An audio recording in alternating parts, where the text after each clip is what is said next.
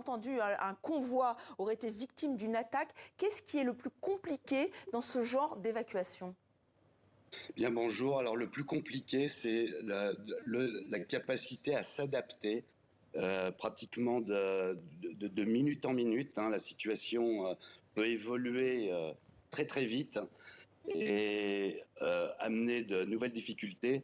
Donc, en fait, une planification, on a des grands axes stratégiques qui vont être mis en place et qui sont raisonnés, pensés en amont. Mais une fois que l'opération est lancée, diverses attaques peuvent se produire sur des zones où des belligérants n'ont pas forcément été localisés ou se montrent beaucoup plus agressifs.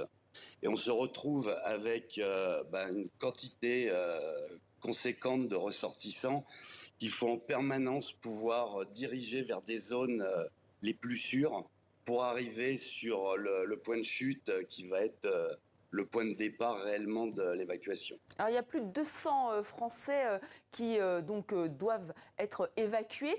Combien de forces de l'ordre sont mobilisées pour ce type d'opération?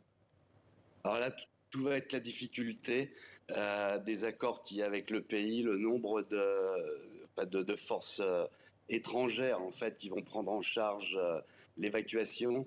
Ça nécessite toujours beaucoup de monde il y a l'accompagnement de convois, mais également il faut toujours essayer d'avoir un temps d'avance sur l'itinéraire. Donc, c'est un ensemble qui se déplace constamment, donc ça implique un encadrement armé, mais un énorme travail avec le renseignement en avant pour toujours essayer d'avoir une avance sur l'état en fait du chemin emprunté. Et c'est une énorme coordination.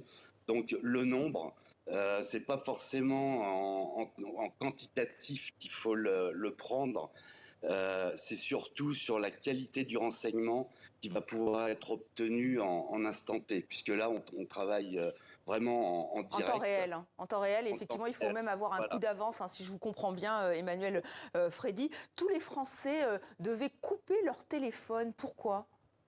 Alors, tout simplement pour ne pas être repéré, hein, puisque les téléphones peuvent être repérés, et qu'évidemment, le convoi, c'est aussi la difficulté, c'est qu'il faut le rendre le plus, le plus Discret possible?